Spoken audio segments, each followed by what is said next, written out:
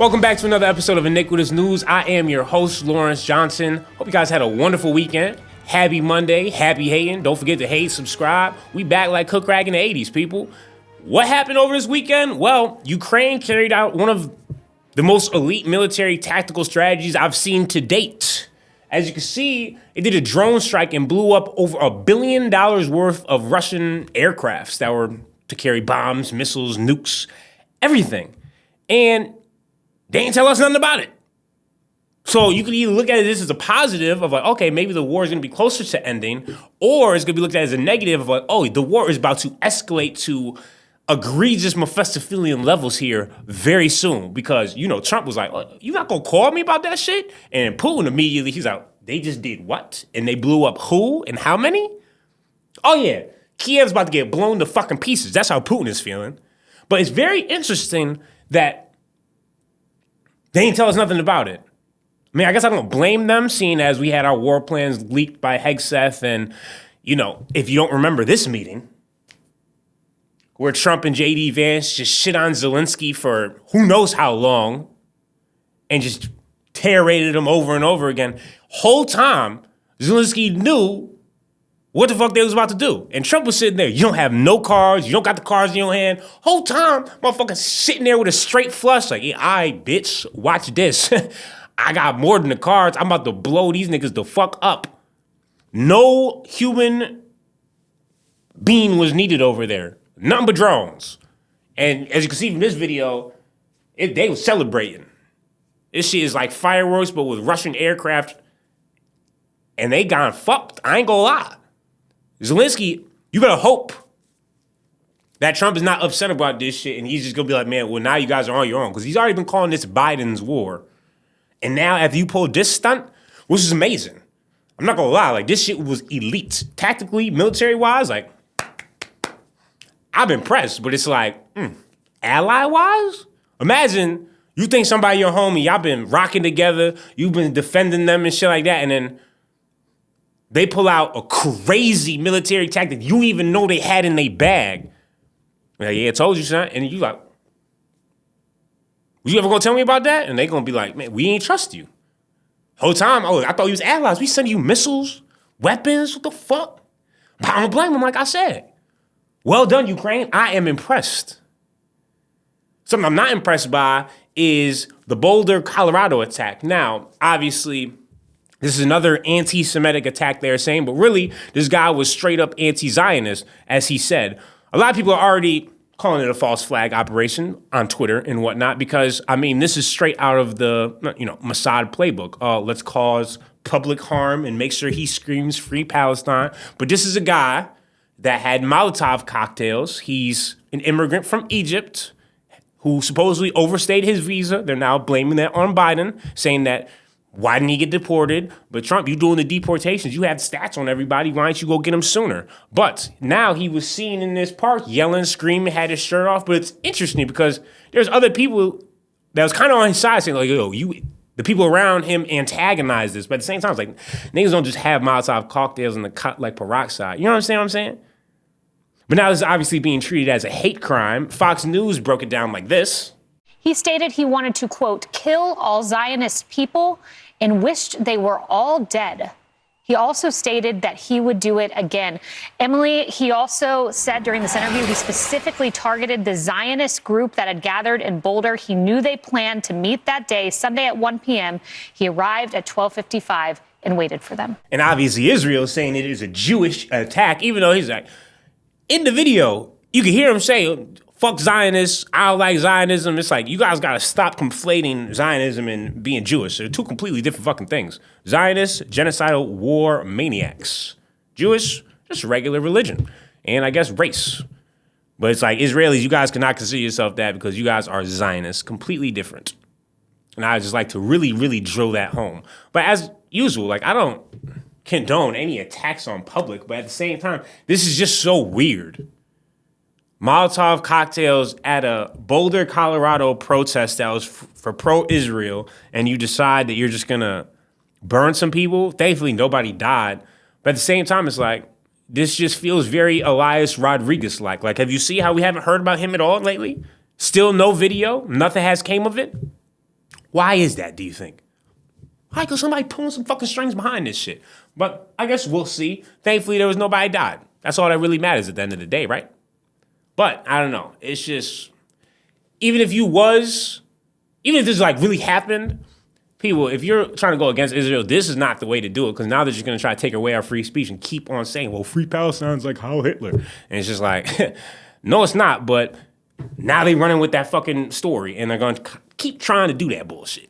And speaking of bullshit, well, Israel opened fired and killed, they say, 26 Palestinians while they were going to seek aid.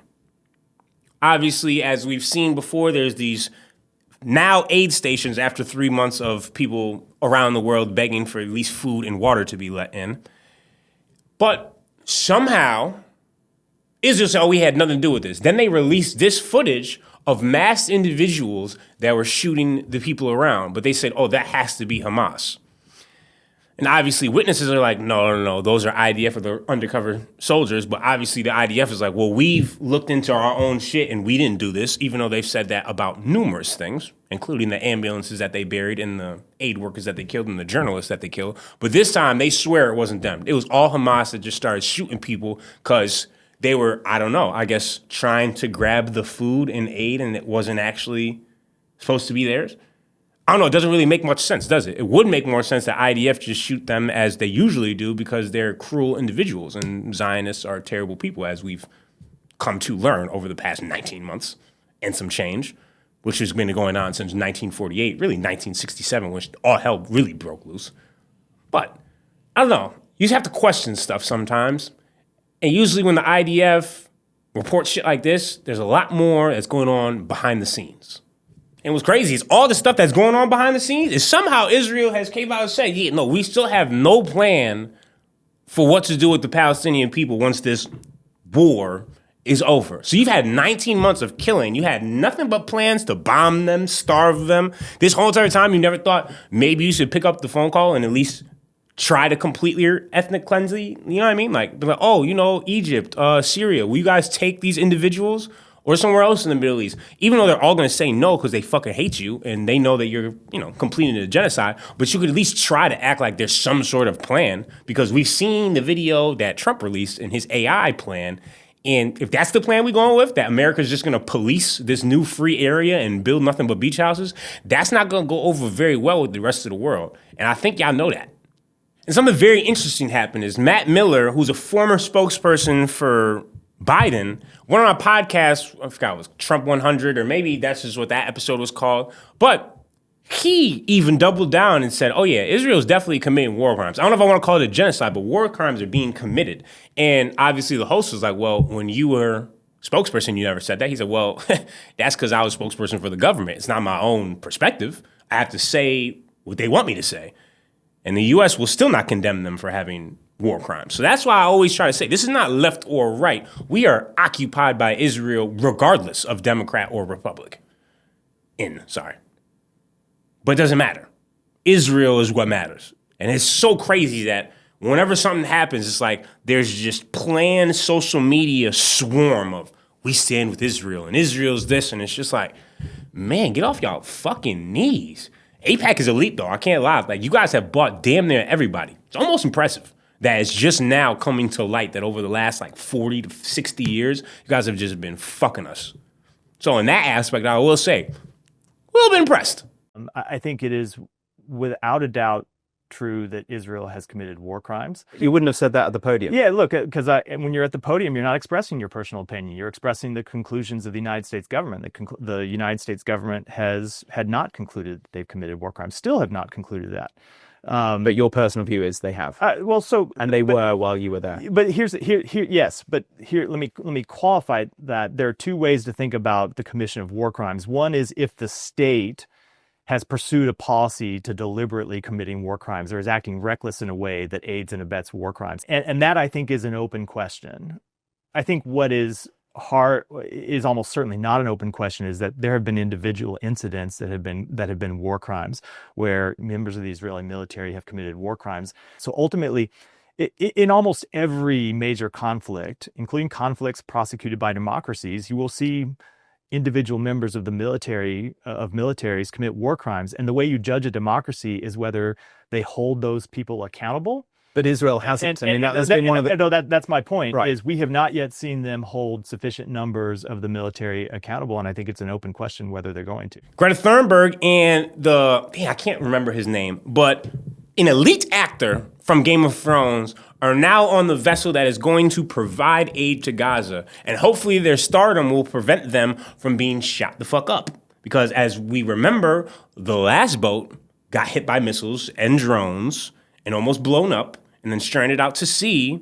And no one has come forth with taking credit for that attack. But all signs point to IDF, and the IDF is just, well, nah, we didn't do that. Who knows who did that? Everyone in the world know you did that shit. But the fact there's like senators saying, oh, I hope Greta can swim. It's like, so you're saying you guys are going to blow the boat up again?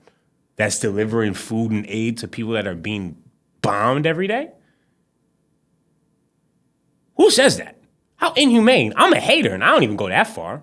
Fucking crazy.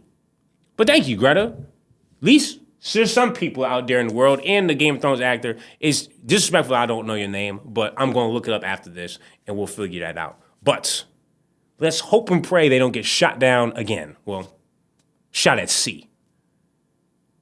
Because, I mean, for them, as we saw on the map, they went over 1,000 miles to go take them the fuck out. Thing, if you don't think the IDF will do it, they will. And if you don't think Palantir will do it, they also will. Because as we already know, a lot of their AI technology is already being used in wars and in the genocide currently happening in Gaza and the West Bank. But now Trump said, well, we actually going to tap them as well, and I need information on every American citizen. Nah, you're dead ass. That's me and you. He wants all of our information. And what does that mean exactly? Well, that means like a social credit score. That's like a real thing. It may not have a score on it, but it's like, oh, they'll be able to see your taxes. They'll be able to say what you buy. And it's just like text, call, probably even what you stream. They're probably going to be able to even fucking tap in to your Ring camera. That type of stuff. And that's just the reality of the situation. And everyone talking about freedom of speech and freedom to bear arms. This is not freedom in any type of way. They are trying to find the people that speak out against certain things that they don't want them to speak out against, and they're going to round them the fuck up. It started with ICE already, and now we're here, and it's moving faster and faster. And speaking of ICE, they haven't stopped doing their fucking criminal acts. They wait outside of a courthouse. Not even outside. They wait inside the courthouse for somebody to finish their case, and then they arrest them right after. That's got to be like some of the sickest, inhumane shit I've ever heard. But it's like every day I just get more and more surprised. And then imagine you're 18, about to graduate high school, you get pulled over, then taken away and about to be deported. And you can't even show up at your graduation. We haven't heard from him since. That's exactly what happened in Milford. And now students have already taken to the streets and started protesting. They're like, wait, what the fuck? How are you just going to snatch him out his car, detain him, and now you're going to try to deport him right after he turns 18. Kid's in high school, about to graduate. I mean, listen to the news report itself. I was also being interrogated by ICE officers. Iago Sampaio told us he was in the same car as Marcelo. If I was a year older, I would have been in the back of the car with my friend. Gomez's family says he came to the U.S. from Brazil at age 5 and settled in Milford. Relatives say Marcelo was in the wrong place at the wrong time. They don't wait for him. No, they looking for somebody else. I don't see how a kid en route to volleyball practice who's an honors student, who's a musician in the high school band, that kid's not a threat to law and order. I can't lie, bro. When you see the ICE shit like that, it's just like, okay, we have to understand this is only within the first 100-something days. This is only step one. This is going to get worse and worse. And as you can see with the Palantir thing, I'm telling you, we are up next. And he's just putting out executive order after executive order after executive order. And soon, I'm telling you, they're going to be like, oh, well, if you say free Palestine or you say you don't stand with Israel, you could be detained as a hate crime. And if you don't talk good about Trump and we can look in your socials, well, we can detain you to see if, you know, you're right for this country and we'll try to, It's like, bro, we're losing our rights left and right all over the fucking place. And then there's people that voted for him, like in Mississippi, that are just like, wait a second, you guys are doing all this shit and here we are. Tornado just happened, destroyed the whole entire city, and no help. And Trump won't even respond to these niggas. He don't give a fuck. But that's what you guys have to understand. A lot of times Trump, he just talks in the beginning so he can get y'all vote. And then after that, if you don't matter and you ain't making money, you're cooks. And Mississippi has learned that shit the hard way. To my UFO enthusiasts, Brazil has just released basically like 170 pages of just UFO images all the way from back to like 1940 something to 2025. I know, right? It's crazy. Like, usually that would be like world breaking news, but now we don't even give a fuck about UFOs. And that's what's so interesting. We're in such a crazy time of misinformation and lies and deceit and all this different shit that when real images come out of like, oh, that's an unidentified flying object shot by a random person on a random day in 1990. Now, are they aliens? Are they government? Are they interdimensional beings? I don't know, but I feel like the government has some sort of clue and idea, and it's like, how long do we have to wait until they just fucking tell us what's going on? You gotta have some clue. You gotta surveil everywhere. You have all these encounters, and there are encounters that happen all over the world. That's why I liked it, where I was like, okay, this is not just an America media type of thing. It's Brazil, country in South America, that has 160 pages worth of UFO shit. To me, sounds like something that could be very interesting to look into. I looked at some of the images, and I'm like, oh shit, like what the, look like an alien spacecraft, but at the same time, you have no idea. It could just be, you know, they always say the government is at least 25 to 50 years ahead of us. Which makes you think, what exactly do they really know about AI? And AI wasn't created per se, it was more discovered, just like the radio. It's like we tuned into the frequency. Now, are we gonna use AI as a tool for war? Or are we gonna do it to help each other out and help each other harmonize as human beings? Or maybe even create with it and grow with it? And maybe learn from it? Because singularity is gonna be reached in a matter of, I would say months. People say years, but basically once AI surpasses human intelligence of like, okay, we've got this shit a lot more figured out than you guys have. We've made it further along. We understand the quantum mechanics. We understand the observation theory. And what do we do with that information? Or we understand where you guys are from, etc. But I think all this ties hand in hand to the UFO shit and the AI shit, where it's like, okay, we're clearly making steps, but as a whole in humanity, we're not. We're still at war. We still bombing each other. We're still doing all this fucked up shit. And as soon as AI finds out about that, it's going to be like some iRobot shit. And we're going to be fucking cooked. But until then, you know, who knows? Keep on saying please and thank you to ChatGPT. I guess try to be on its good side. Moving on into Music Mondays, one of my favorite segments, we have Lil Tecca, Owa Owa. And I ain't going to lie, this shit is summer banger. She saying, I keep it a stack and now she saying. I don't know how you got that sample clear, but that is such a good sample to choose from. Oh, I run from the back end, she's saying. Moving right along, we have Jessica Mazin, Hate to Be Alone. I found her on TikTok. I guess she did some song for Last of Us. But like her own music and the music she's about to release, she's fucking cold. And don't say you don't remember it, 'cause I saw it all. Tell you, I love me a nice little white girl that know how to sing and play the guitar and shit like that. Somebody that's actually talented and not, you know, the usual pop star bullshit. I'm all about that. Moving right along, we have Raq Baby, Toy Story. He on, I wouldn't say a generational run, but he's on quite a run right now. Can't hide it, they don't get no money. But been sitting third like they gon' gun me. Had to swing in the Drake, I think I'm an 8, but I beat on my chest. I know, sometimes he be mumbling and some people don't really understand what he's saying, but when you look at the lyrics, they could be spitting. I ain't gonna lie. And slowing shit down, almost like a, I wanna say a Frank Ocean-esque, but kind of like Brett Fires-y, but regardless. We have Praise by Pilot, and I ain't gonna lie, this shit is hard. Thought of you and lingers. Can't believe I wrapped around you, slipping through your fingers. And sorry, y'all, that was Pilot by Praise. Tweaking. Talk a little bit too fast, you feel me?